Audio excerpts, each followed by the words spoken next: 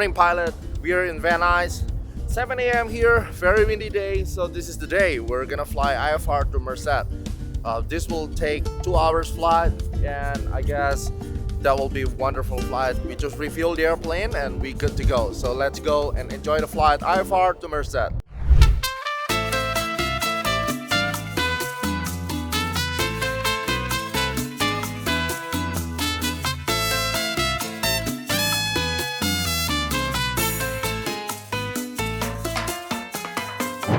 Van Nuys Clearance Delivery, good morning. Cherokee 6393 Charlie, ready to pick up clearance to Merced.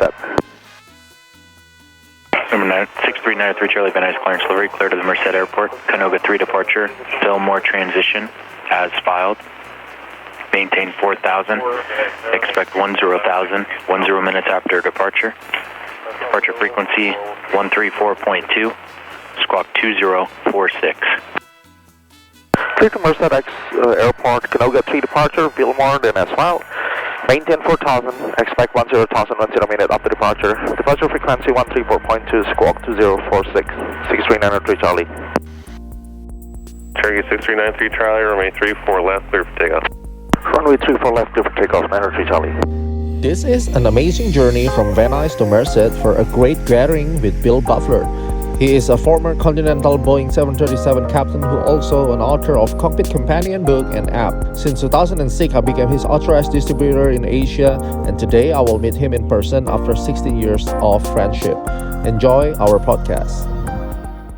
Hello guys, now we are at Merced with the legend Bill Bulfer. So we are at Merced now, going to Bill's shop, and we go to Castellare Museum to talk about 737, because every time you fly 737 you always know the Cockpit companion book, you know the app from leading edge publisher. So he's the guy, he's the legend.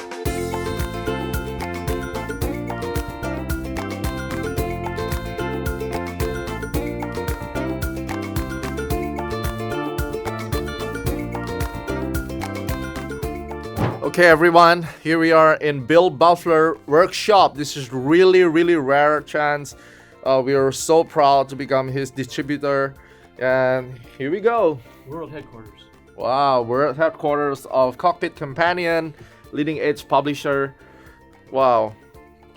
How long you set up all of this, Bill? How long have I been in here? Yeah. Like Well, setting up your workshop here. I moved here in 2008. I had an office by the airport, and I've been here for about 5 or 6 years in this place. 5 to 6 years.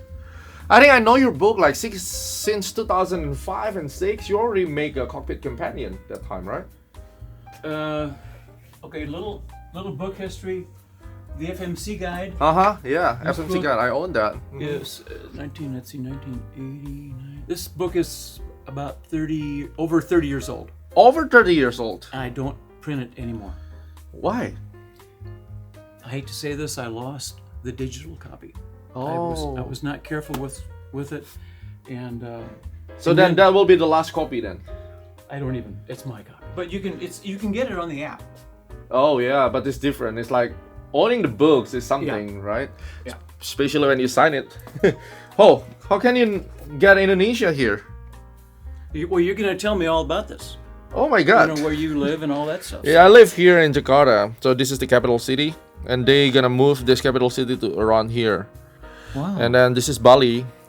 You should be there. So one day we're gonna make seminar, maybe in Jakarta. Jakarta, of course. I own the simulator in Jakarta, and then we have a good trip in Bali. I've heard about it. Yeah, it's really nice. I used to fly this. Continental. It's become United now, right? Right, and that is coming out of Mexico. What is that? But you know, your book is the best. It's like the quality of the print and Yeah, Wow. and good paper. good paper. Yeah. So anyway, so they're printed here, and then if you get a 7-hole, Oh, you make it here. that drills 3 holes, and then I'll show you the other driller in the back that I make the 7-hole. Wow. This is a paper cutter here, another paper cutter. And you do it by yourself. Yeah. Wow.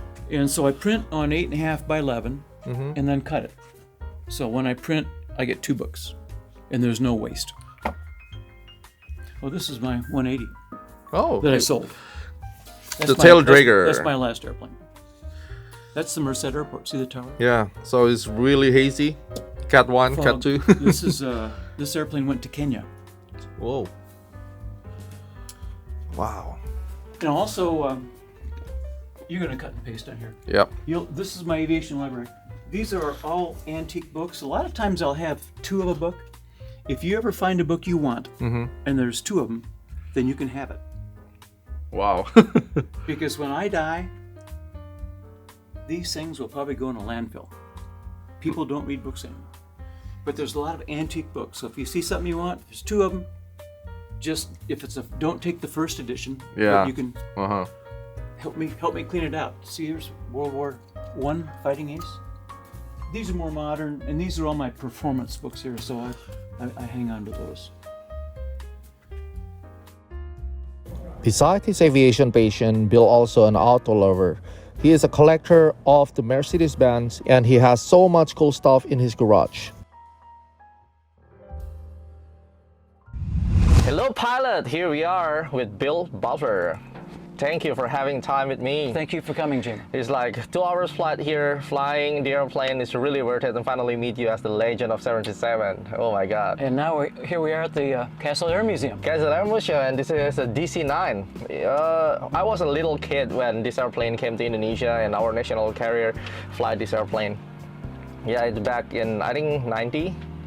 You flew this airplane too? No, and Larry mentioned that this was built in 79? 70, yeah. This came to Indonesia about 85, 86, and the 90 with baby Boeing came and take over. And this is the Vice Presidential, Nancy Reagan flies it a lot, right? Yeah. Okay, so here we are, guys, the Cockpit Companion, so famous. And of course, all the audience really want to talk about this book. Every pilot in Asia, they know this book and they fly with this book. It's really hard for us before to get an original copy. Normally they doing their own copies, and now we're really proud to become your distributor, and then we will introduce this more and more to young pilots. And even you have the Cockpit Companion app now, right? Right, for the iPad. Yeah, for the iPad. So tell me, Bill, what makes you create this kind of amazing book? Well, this book started in the late 90s when a buddy of mine at Continental used to produce a quick guide to the 737. You could fold it up and put it in the pocket of your shirt.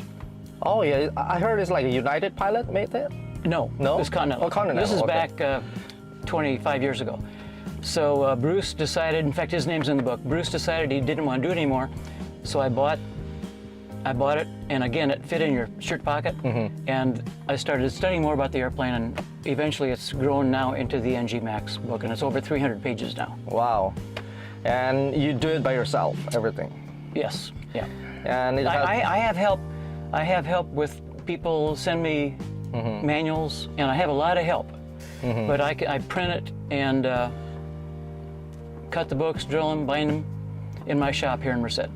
This is more patient, because the first time I got this book back then in 2006, I'm really amazed that you make a very nice cover, very nice paper here, and all colorful.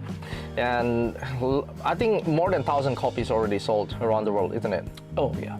Right? I don't keep track, but yeah, and we thought that this is like a huge company, and I'm really surprised when I went to your workshop earlier and I saw that you work alone, and this is amazing. Yeah, in fact, this is an NG Max book. Yeah, and thank you so much. Each NG Max book, I put a number on it. So the serial number, right? They're numbered and right now it's at about 950. 950 on the NG Max book. Wow. So tell me, how this book can help a new pilot like me in the 737 to learn more, because the FCOM, the FCTM is like 1,000 of pages, and how we can utilize this Cockpit Companion books or app to become like a better pilot. Well, if you're studying for your type rating or for your initial training, you don't want to spend a lot of time going into systems in depth. Oh. The main thing you have to know is how to fly the darn simulator. And you have to know your procedures inside and out. And you want to study the the quick reference handbook, but you want to know the basics. I would say the basics of systems. You really aren't going to study the systems much until you're flying the line and you want to get more into the airplane. But again, when you're in initial training, you've got to know your procedures inside and out and how to fly that airplane. If you can't fly that sim, you're going to have trouble. In a real airplane, That's the most important thing, is getting through the sim training, flying the sim. Okay, and if we talk about the type rating, there are several differences. Like when you do the Part 91 or Part 61 type rating, I mean the Part 61, you go to the 142 and do all the type rating, comparing to you do the type rating under 121 type rating. So is there any difference, and then what makes that different? So talking about the type rating school versus the airline will go more in depth, but in learning the basics of a system, say the fuel system, sometimes it helps me to look at pictures. So the book and the app have a lot of graphics. And if you do learn a system in depth, sometimes it explains it so you can understand it, and you understand the basics a little more just by getting more in depth. But you do not have to know systems real in depth to get through training. Because the FCOM itself, they don't provide like very deep knowledge in the FCOM, right? Right. Of course, your FCOM is going to be your basic book. So if they're probably not going to ask you anything that's not in the FCOM. Yeah, legally they cannot ask that. Yeah. But how this book, or how deep that you recommend us as a 737 pilot, even the first officer maybe, to know more about the system, and how could that help on the flight operation basis, like day by day? If you have a problem, you're going to go to the QRH. QRH, yeah. And you do what the QRH says. Nowadays, you aren't even allowed to cycle circuit breakers anymore. In the old days, you could cycle a circuit breaker. I remember once going into Austin, and when I was on a left base, and the flap gauge, I could see it just snap and it froze. And I just reached over and Get a circuit breaker. Push the circuit breaker back in to the gauge, but you have to know where things are for that. And that's pushed it back in, didn't even interrupt the landing. But you can't do that anymore. That was kind of in the old days. But it could help in describing to maintenance sometimes what's not working right. But I think if you spend a lot of time on an airplane, a lot of guys just want to learn more about them. And when you do your walk around, if you learn the systems, you know what you're looking at in the wheel well. You might see a leak or something dripping, and it just makes it more interesting knowing what you're looking at. It reminds me of how long how long does it take to learn how to hand fly the airplane. I think hand flying the airplane is something that's not taught, and I hope that you can push that in your school. Pilots are taught to be computer operators, and sometimes if the autopilot doesn't work, they don't know what to do. So exactly. And I can talk to you more about that if you want to. You know, thinking about Air France 441 and stuff like that. Yeah, then how we as a new generation pilot now, we complacent with the autopilot system and everything, like all digital, and suddenly we lose our IRS, and then we become like a raw data back like this old cockpit. So what's your suggestion when pilot is now spoiled by all the high technology, and then? Well, it reminds me when I upgraded at my airline, I asked for an hour of sim time just to learn how to hand fly the airplane. Oh. And they wouldn't allow it. But when I was in the right seat, captains were always, back in those days, they were always encouraging you to but our airline actually did not encourage hand flying the airplane. With the passenger, you mean, right? Well, yeah, I mean, it's too bad. A guy should learn how to hand fly the airplane. Correct. But you have to teach yourself. And the way you can teach yourself is watch how the autopilot flies the airplane. There you go, yeah. Learn, if you're at cruise, learn the easy stuff first. Think of the Air France 441. Turn the flight director off. Read the pitch indicator. It's going to be about 2.5 degrees. Maybe 2 degrees. It's that close. 2 to 2.5 degrees. Look at the N1. Depending on the model airplane you're flying, memorize that N1 setting and that pitch indicator. So pitch powered, and that's the key, right? And it depends on the phase of flight, what you're looking at. But in cruise, you can hand fly the airplane for hours without an airspeed indicator by keeping that pitch and power, and assuming you have an altimeter, you may still have an altimeter. Flying without airspeed is no problem in an easy situation like that. So, and then teach yourself another phase of flight. Descent is very easy. Climb is also easy.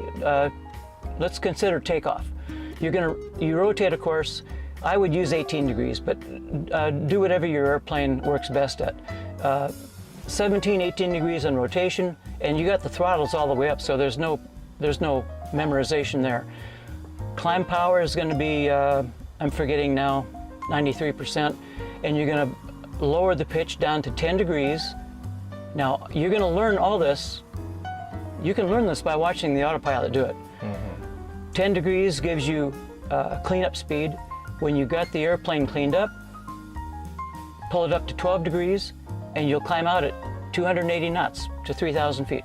It's very easy to learn these basic pitch angles, and pretty soon you'll be taking off. You may not be able to do it at your airline. You can turn the flight director off pretty early and learn how to fly the airplane without a flight director, and you can do just as good a job as the autopilot, but it takes a lot of practice. But we have to do it. I mean, like, don't waste the time and take any opportunity to hand fly and knowing the characteristic of the airplane. Yeah, and also when you're sitting in either seat, and if you're not flying the airplane, that's the time to watch and see how the autopilot is flying the airplane. Turn the flight director off once in a while, see what that pitch indicator says, look at the power, and you can learn how to fly the airplane. Okay, that was so nice about the tips that we learned about pitch, power, and then knowing the characteristic of the airplane. So for brand new pilot, take your time, get a permission from the captain. Maybe the captain is also can train the right seat to become a proficient captain one day. So get yourself knowledgeable to the airplane. So that's your tips. And how about the emergency? Now, if we have like multiple emergency at the same time, we got engine failure and suddenly we got a hydraulic failure, how to prepare ourselves or even brand new pilot in 737 to know about it and how to handle the airplane? What crucial things to do? Well, first I would mention in initial training, you've got to know the procedures for losing an engine, on takeoff. So you've got specific procedures that you have to know during takeoff. So during takeoff, of course, you have to know the procedure by heart, what you do. By heart? Yeah, because you can't call for the checklist to tell you how to fly the airplane. You got to fly the airplane. So, of course, there's in the 7.3, I think it's 13 degrees rotation. 12.5. 12 and a half, 13 degrees for single engine rotation. Correct. And stand on the rudder, good engine. So I would say your scan would be heading and pitch for a loss of an engine on takeoff. So you got a engine fire or any decompression? Well, of course, you're going to have a flying pilot and the pilot to assist and talk to ATC, and then the CRM matters, right? And very important. And you're always discussing things between the two of you, trying to figure out if you've forgotten anything. But as you know, one person's flying the airplane, and is that normal that people forget things during the emergency because like they have been flying so long time and no emergency at all, and suddenly something happened and they surprise and shock? Well, if you're at cruise, the QRH is going to get everything. Okay. It's only during like a takeoff where you can't just read the book. But if you're in flight, you've got time to refer to it. When you say the CRM is important now, a lot of the captain and the first officer did not get along, like a seniority, and the captain is thinking, I'm always right, you have to follow me. How about that culture based on your experience? I don't think.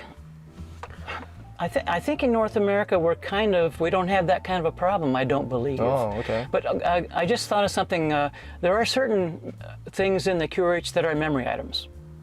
Like a rapid decompression. Yeah. So you can't just go to the QRH, you can't call for the QRH. There are some things that you have to do, like putting on your mask. There are certain things that are immediate.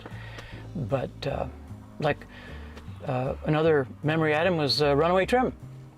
We didn't really train for it. There very you go. much. Yeah, runway trim. But it's supposed to be memory items. Mm-hmm. And you know, your knee is right next to that wheel, and when that wheel is turning, you know when that wheel is turning. And that was happened with 737 MAX, actually, right? Yes. The MCAS system, right? Yeah, and a runaway stabilizer, which is what you had in the MCAS problems.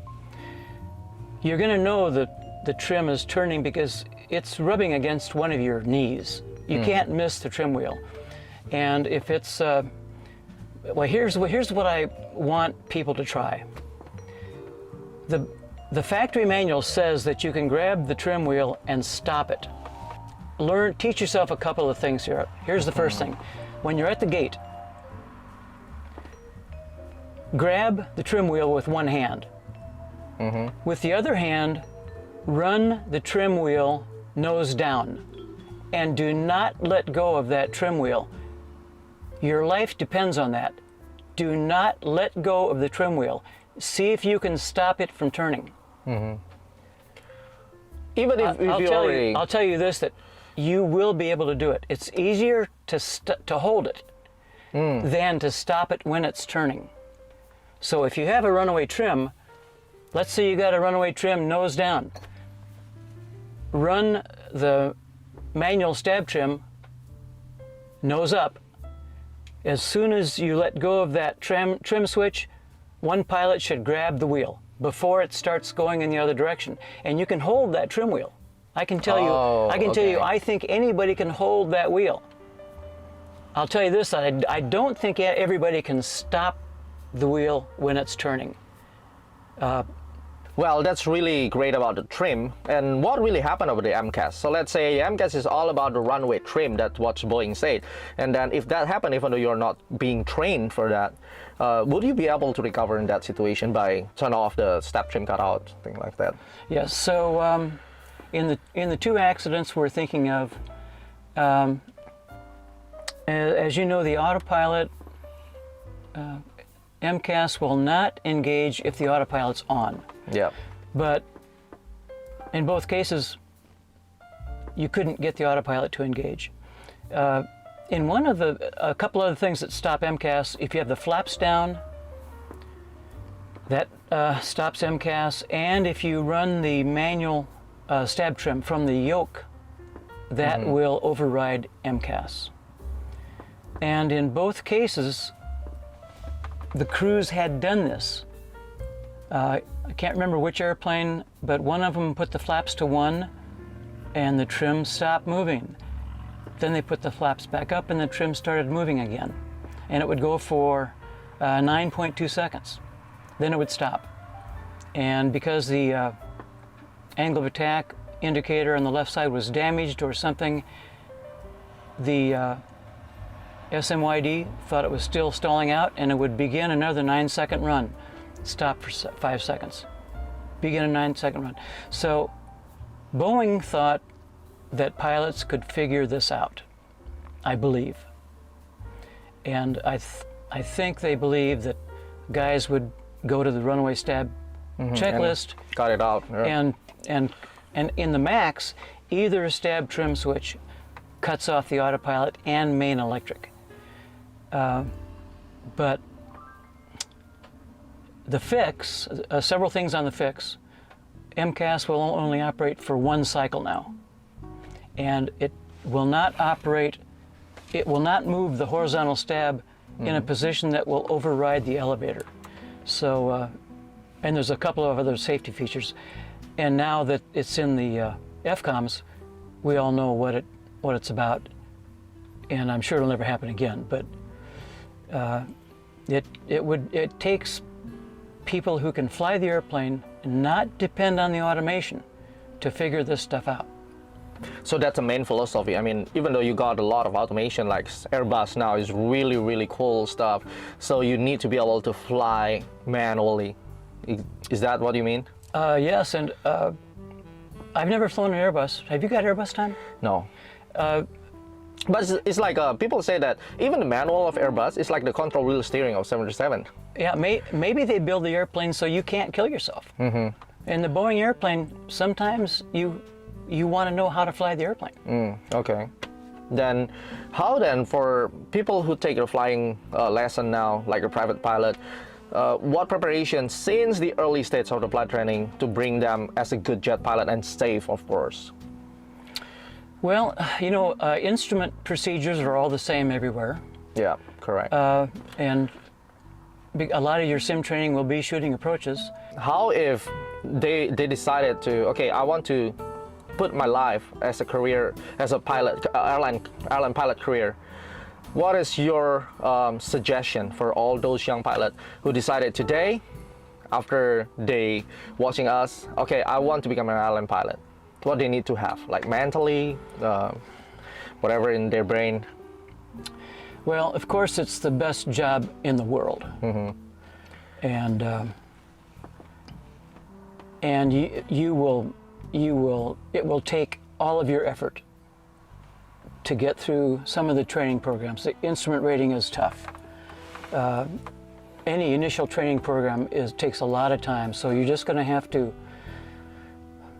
learn basic procedures, and every carrier has their own procedures, but there are similarities, and learn the procedures that you have to know at your carrier or training facility. It's a lot of work, but it's, as you suspect, it's the best job in the world. And when they fly several different airplanes, they fly 737, they fly 57, 67, like you flew the 57, right? And then how we manage our brain. Like, I remember everything, all the flows, and then suddenly I moved to the airplane, and then the next few months I back to 37 again. Well, how to manage that?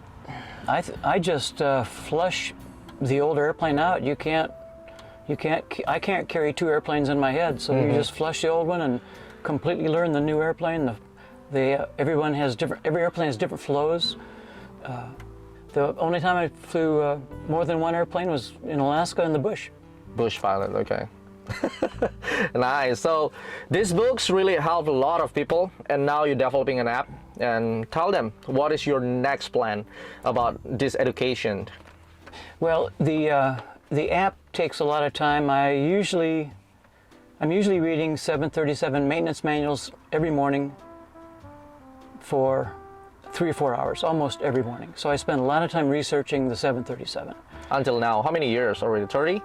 On the book? Yeah, I mean about the 737, you already spent like 30 years. Well, I was hired in the late 80s, so I had let's see, I had 20 years at the airlines, two on the 757. I was a sim instructor for 2 years, so I think I have 16 years on the 737. And you're still doing research. It means you're not cover everything yet. Oh, yeah, but I just I research so I can improve my drawings and make sure things are explained accurately. I enjoy technical drawing, and so that helps. In fact, I retired a couple of months before I had to because I had some books to get out. I enjoy writing, and so I'm lucky that I have something I enjoy doing. Really great. So hopefully you guys will learn more from this book and get to know Bill's more than before, and your inspiration will help a lot of young pilots to become a greater and safer pilot. Thank you so much, Bill, for your help. Well, thank you for coming all the way to Merced. Yeah, so thank you to keep doing great things, and I hope before you are completely retired, you will give all the Boeing pilots a big heritage about how they can become a better Boeing pilot ahead. Thank you so much. I really enjoy to know you. Jima. And for you who want to get this book, so go to this website and contact us, and we will more than happy to send this book. Okay, see you guys in the next episode.